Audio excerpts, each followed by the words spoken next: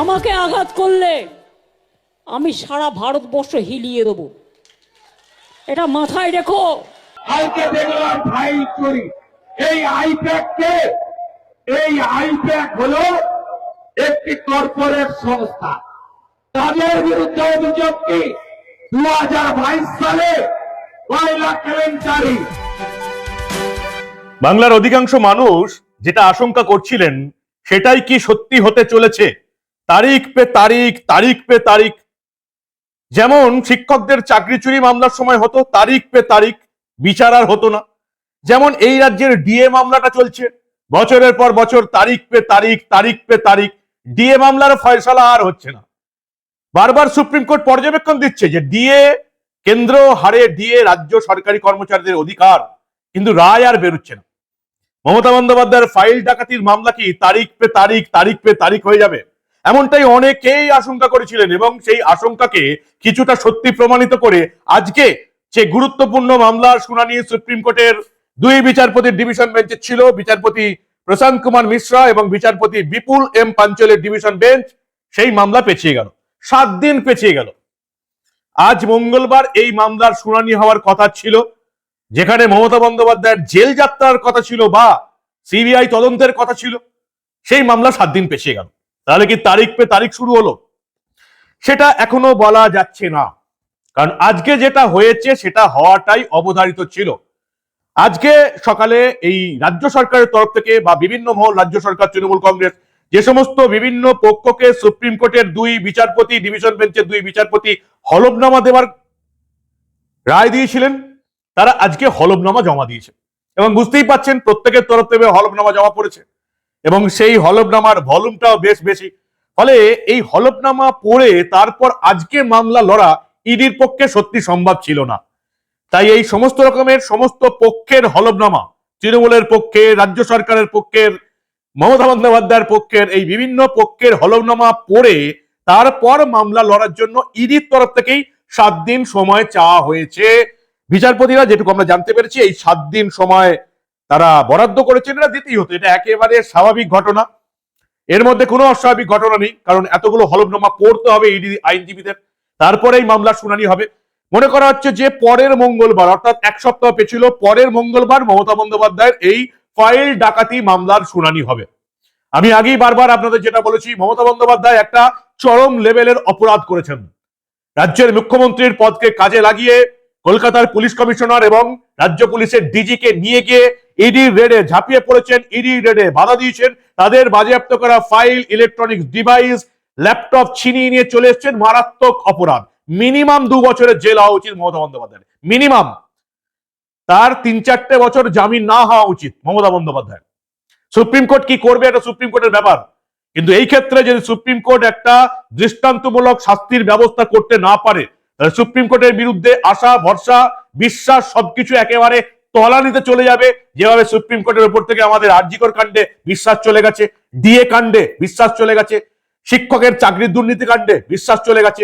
যারা শিক্ষকের চাকরি দুর্নীতি করলো, সুপ্রিম কোর্ট বলছে যে প্রাতিষ্ঠানিক দুর্নীতি হয়েছে, হাইকোর্ট বলছে, সুপ্রিম কোর্ট বলছে মমতা বন্দ্যোপাধ্যায় সরকার, তার নেতা মন্ত্রীরা প্রাতিষ্ঠানিক দুর্নীতি করেছে, সবাই মিলে দুর্নীতি করেছে। তারপরেও সুপ্রিম কোর্টের তরফ থেকে সেই চোর, জোচ্চোর, দুর্নীতিবাজ এসএসসিকেই পরীক্ষা নিয়োগের দায়িত্ব দিল সুপ্রিম কোর্ট। ফলে এমনিতেই এই বাংলার মানুষের সুপ্রিম কোর্টের উপর ভরসা একেবারে তলানিতে চলে গেছে, বিশ্বাস শেষ হতে চলেছে। এই মামলা ইডির রেডে ঢুকে পড়ে বাধা দেওয়া, ইডির বাজেয়াপ্ত করা কয়লা পাচারের ফাইল ছিনিয়ে নিয়ে আসা, মারাত্মক অপরাধ করেছেন বাংলার মুখ্যমন্ত্রী মমতা বন্দ্যোপাধ্যায়। শাস্তি যদি না হয়, এই বাংলার মানুষের কাছে সুপ্রিম কোর্টের আর মান সম্মান, ইজ্জত বলে কিচ্ছু থাকবে না, এটা একেবারে পরিষ্কার, এটা সোজা সাপটা বলতে শিখুন। তাই 7 দিন পেছিয়ে গেল, পরের মঙ্গলবার শুনানি। আজকে সকাল 11টা থেকে শুনানি হওয়ার কথা ছিল, এই মামলাটা 11 নম্বরে লিস্টেড ছিল, কিন্তু যেটুকু জানতে পেরেছি ইডির তরফ থেকেই এই রাজ্যের বিভিন্ন পক্ষের হলফনামার জবাব দিতে সময় চাই কেন্দ্রীয় তদন্তকারী সংস্থা, তাদেরকে 1 সপ্তাহ সময় দিয়ে পরের মঙ্গলবার শুনানির দিন ধার্য করা হয়েছে, যেটা স্বাভাবিক ঘটনা। এখন অব্দি ইডির এই মমতার ফাইল ডাকাতি মামলায় তারিখ পে তারিখ যে হচ্ছে, এটা এখনো বলার সময় আসেনি। পরে কি হয় সেদিকে আমাদের নজর থাকবে। কিন্তু তার চেয়েও বড় ঘটনা আজকে রয়েছে, অ্যাকশন মোডে নেমে পড়েছে ইডি। বালি এবং কয়লা পাচার কাণ্ডে সাত সকালে কলকাতা, দুর্গাপুর, আসানসোল, ঝাড়খণ্ড বিভিন্ন জায়গায় একাধিক ঠিকানায় তল্লাশি চলছে। এবং সেই তল্লাশি চলাকালীন যে আমরা জানতে পারলাম যে এখানে এই আসানসোলের যে বুদবুদ থানা আছে তার ওসির বাড়িতে ইডির রেড চলছে। কি নাম ওসির? আসানসোলের বুদবুদ থানার ওসির নাম হচ্ছে মনোরঞ্জন মন্ডল। কয়েকদিন আগেই সে বুদবুদ থানায় পোস্টিং পেয়েছে। অদ্ভুত ব্যাপার, এই বুদবুদ থানায় ওসি থাকাকালীন এই মনোরঞ্জন মন্ডলের বিরুদ্ধে একাধিক দুর্নীতির অভিযোগ উঠেছিল। তার বিরুদ্ধে মমতা বন্দ্যোপাধ্যায় সরকার বিভাগীয় তদন্ত করেছিল। ততদিন তারা এই মনোরঞ্জন মন্ডলকে তারা বুদবুদ থানা থেকে সরিয়ে অন্য জায়গায় পোস্টিং দিয়ে দেয়। এত কিছুর পরেও আবার সেই বুদবুদ থানায় ফিরে এসছে মনোরঞ্জন মন্ডল।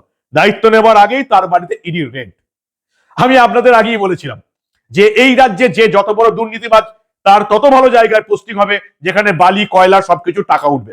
আর যদি এভাবে থানার ওসিদের বাড়িতে তল্লাশি চালাতে হয় তাহলে এই রাজ্যের অধিকাংশ থানাতে তল্লাশি চালাতে হবে। এমন কোন থানা হয়তো খুঁজেই পাওয়া যাবে না যে থানা দুর্নীতি করে না। যার যেখানে যেটা চলে, কোথাও বালি চলে, কোথাও কয়লা চলে, কোথাও গরু পাচার, কোথাও কয়লা পাচার, যেখানে যেটা সেখানে থানা সেটার সঙ্গে জড়িত। এটা গোটা বাংলার মানুষ জানে। এটা সিপিএম আমল থেকে চলে আসছে, তৃণমূল আমলে চলছে। এই সিস্টেমের বদল একমাত্র সাধারণ মানুষ করতে পারে, কোনোদিন নেতারা করবেন এটা আপনারা ভালো করে বুঝতে পারছেন। বুদবুদ থানার ওসি পোস্টিং পেয়েছেন, আবার এত কিছু দুর্নীতির অভিযোগ হওয়ার পর আবার ওই বুদবুদ থানাতেই পোস্টিং। অদ্ভুত ব্যাপার। মনোরঞ্জন মন্ডলের বাড়িতে চলছে আজকে ইডির রেড। এছাড়াও দুর্গাপুরের সেপকো টাউনশিপে বালির কারবারি প্রবীর দত্তের বাড়িতে সকাল 6টা নাগাদ হানা দিয়েছেন ইডি আধিকারিকরা। সিটি সেন্টার অঞ্চলে আম্বেদকর সরণির একটি বাড়িতেও হানা দিয়েছে। পাণ্ডবেশ্বর কাকসা থানার 19 নম্বর জাতীয় সড়কের বাইপাসে দ্বারাও একটি বাড়িতে চলছে ইডির অভিযান। পশ্চিম বর্ধমানের জামুরিয়া বাজার সংলগ্ন পাঞ্জাবি মোড় এলাকায় ব্যবসায়ী রমেশ বনসালের বাড়িতেও ইডি আধিকারিকরা হানা দিয়েছে। তার দুই পুত্র সুমিত বনসাল এবং অমিত বনসালের বাড়িতেও তল্লাশি চলছে। এই অজয় নদ, দামোদর নদ, এখান থেকে বালি পাচারে আপনারা জানেন একটা ওই বৈধ বালিঘাটের ইজারা নেওয়া হয়। সেই বৈধ বালিঘাটটা দেখিয়ে চারপাশে নানা রকমের অবৈধ বালি খাদান তৈরি করা হয় এবং সেখানে মাসে কয়েকশো কোটি টাকা রোজগার হয়, যেটা পুলিশের পকেটে যায়, রাজনৈতিক নেতাদের পকেটে যায়, শাসক দলের নেতা মন্ত্রীদের পকেটে যায়। সবাই জানে এটা একদম স্বতঃসিদ্ধ ব্যাপার, একটা সবাই জানে। ইডি এতদিনে রেড করতে শুরু করেছে, যাক তবু ভালো, বেটার লেট দ্যান নেভার। এখন ইডির রেড আমরা যেটা দেখেছি আমাদের এই বাংলার ক্ষেত্রে, রেড তো খুব ভালো হয়, সম্পত্তি বাজেয়াপ্ত খুব ভালো হয়, গ্রেপ্তারও হয়, কিন্তু মামলা আর এগোয় না, যেটা একেবারে নিয়ম বিরুদ্ধ। কোনো মামলাই এগোয় না। তদন্ত শুরু হয়, দারুণ কাজ, গ্রেপ্তার হয়, দারুণ কাজ, সম্পত্তি বাজেয়াপ্ত হয়, দারুণ কাজ, কিন্তু তারপরে আদালতে চার্জশিট ফ্রেম করে শুনানি শুরু করে যাকে গ্রেপ্তার করছি তাকে যে অরিজিনাল দোষী প্রমাণ করতে হবে, সেই কাজটা আর এই পশ্চিমবঙ্গে হয়ে ওঠে না ইডি এবং সিবিআই এর তরফ থেকে। 100টা মামলা হলে এই রাজ্যে যদি 100টা মামলার দায়িত্বে ইডি সিবিআই থাকে, দেখা যাবে যে 95-96টা মামলায় চার্জশিট দিয়ে বিচার শুরু হয়নি। নেতা মন্ত্রীদের কাণ্ডগুলো দেখুন, কিছুতেই আর বিচার শুরু হয় না। পার্থ চট্টোপাধ্যায় হোক, জ্যোতিপ্রিয় মল্লিকই হোক, সুজিত বসুই হোক, যাই হোক, প্রথম দিকে অ্যাকশন মোডে থাকে, তারপর চার্জশিট দিয়ে শুনানি শুরু করতে হবে, ট্রায়াল শুরু করতে হবে। এই ট্রায়াল শব্দটা এলেই যেন ইডি সিবিআই এর গায়ে জ্বর চলে আসে। কেন হয়? এটাই হচ্ছে সবচেয়ে বড় প্রশ্ন। কবে ইডি সিবিআই এর হাতে থাকা এই মামলাগুলোর ট্রায়াল হবে এবং যারা দোষী অভিযুক্ত, এই যে মন্ত্রীগুলোর নাম বললাম, পার্থ চট্টোপাধ্যায়, জ্যোতিপ্রিয় মল্লিক, সুজিত বসু, এরা অভিযুক্ত, কেউ কিন্তু অপরাধী নয়। অভিযুক্তকে অপরাধী প্রমাণ করতে হলে ট্রায়াল করে আদালতে তাদেরকে শাস্তি দিতে হবে। শাস্তি হলে তবে আমরা তাকে অপরাধী বলতে পারবো। ফলে পার্থ চট্টোপাধ্যায়ের বান্ধবীর বাড়ি থেকে 25-25 দুটো ফ্ল্যাট থেকে 25-25 50 কোটি টাকা উঠতে দেখলেও তিনি এখনো অভিযুক্তই রয়ে গেছেন, অপরাধী নন। ফলে ইডি সিবিআই অ্যাকশনে নেমেছে, খুব ভালো কথা, দারুণ অ্যাকশন চলছে বালি এবং কয়লা পাচারের বিরুদ্ধে। কিন্তু আমরা এই অ্যাকশনের পর ট্রায়াল দেখতে চাই। এই যাদের নাম করলাম, এই যে বুদবুদ থানায় পোস্টিং পেয়েছেন এত দুর্নীতির পরেও মনোরঞ্জন মন্ডল, ট্রায়াল কবে শুরু হবে এটা বাংলার মানুষ জানতে চায়। এই যে যাদের নাম এতক্ষণ করলাম, রমেশ বনসাল, সুমিত বনসাল, অমিত বনসাল, এই যে ট্রায়াল কবে শুরু হবে? বালির কারবারি প্রবীর দত্তের বাড়িতে ইডি রেড, ট্রায়াল কবে শুরু হবে? ট্রায়াল শুরু হলে অভিযুক্তরা অপরাধী কবে হবে, এটাই বাংলার মানুষের এখন জানার প্রশ্ন। ফলে ভোটের আগে যে রেড গুলো হচ্ছে, একটা জিনিস ভালো, ভোটের আগে রেড মানে হচ্ছে তৃণমূলের ভোটের ভান্ডারের টাকা কমে যাওয়া, খুব পরিষ্কার কথা। তৃণমূলকে তো এরাই ভোটের ফান্ডিং করে। এই যে বালি পাচারের যারা মাফিয়া আছে, কয়লা পাচারের মাফিয়া আছে, গরু পাচারের মাফিয়া আছে, এই যে সারা বছর 5 বছর ধরে তৃণমূল এগুলোকে চলতে দেয়। কেন চলতে দেয়? তার কারণ হচ্ছে পুলিশ এবং রাজনৈতিক নেতাদের পকেট ভারী হবে, এবং তার চেয়েও বড় কথা হচ্ছে ভোটের সময় ফান্ডিং হবে। বিধানসভা ভোট আর 2-3 মাস পরে এরা তো ফান্ডিং করবে।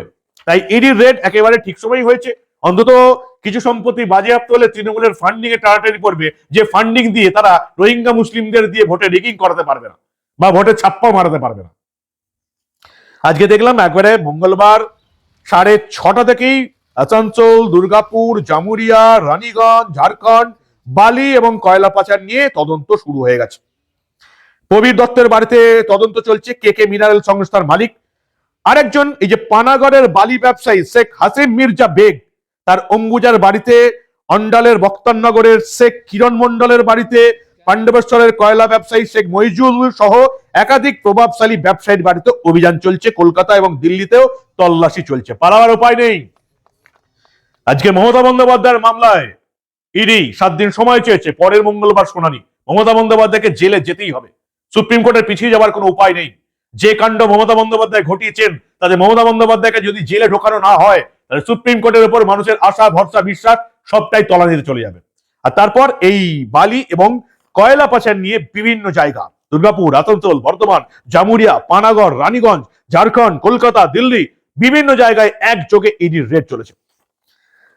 খুব ভালো খবর, মঙ্গলবারটা অন্তত মমতা বন্দ্যোপাধ্যায়ের জন্য একটু ভালো খবর হলো, তৃণমূলের জন্য একটু ভালো খবর হলো, শুনানিটা 7 দিন পেছিয়ে গেল। কিন্তু তৃণমূল দলের ভোটের ফান্ডিং যে আটকে যাবে এই বালি আর কয়লা পাচারের রেড হওয়ার জন্য, এটা আর বলার অপেক্ষা রাখে না। এখন ইডির এই অ্যাকশন মোডটা আমরা ভোট অবধি দেখতে চাই। কি বলেন আপনারা? ট্রায়াল চাই, শুধু অ্যাকশন মোডে থাকলেই হবে না, ট্রায়াল চাই, যাতে এই যে সমস্ত অভিযুক্ত, কয়লা পাচারে অভিযুক্ত, গরু পাচারে অভিযুক্ত, লিপস অ্যান্ড বাউন্সের 150 কোটি টাকার সম্পত্তি বাজেয়াপ্ত হয়েছে, লিপস অ্যান্ড বাউন্সের মালিককে শুধু তো অভিযুক্ত বললেই হবে না, ট্রায়াল করে তো অপরাধী প্রমাণ করতে হবে। গরু পাচার, কয়লা পাচার, বালি পাচার, ট্রায়াল চাই, এবং এই অভিযুক্তদের মানুষ আদালতে দোষী সাব্যস্ত হয়ে অপরাধী হিসাবে দেখতে চায়। কি বলবেন আপনারা? আপনাদের মূল্যবান এবং গুরুত্বপূর্ণ মতামত জানান দা নিউজ বাংলার কমেন্ট সেকশনে। মমতা বন্দ্যোপাধ্যায়ের এই কয়লা পাচারে ঝাঁপিয়ে পড়া ইডির রেডে এবং এই ফাইল ডাকাতি মামলার দিকে আমাদের নজর থাকবে। সামনের মঙ্গলবার আশা করি মমতা বন্দ্যোপাধ্যায়ের বিরুদ্ধে কড়া অ্যাকশন নেবে দেশের সুপ্রিম কোর্ট। আপনাদের মূল্যবান এবং গুরুত্বপূর্ণ মতামত জানান দা নিউজ বাংলার কমেন্ট সেকশনে। দেখতে থাকুন দা নিউজ বাংলা। আমরা আবার এই রাজ্যে, দিল্লিতে, সুপ্রিম কোর্টে ঘটে যাওয়া এমন অনেক ঘটনায় চেপে রাখতে দেব না।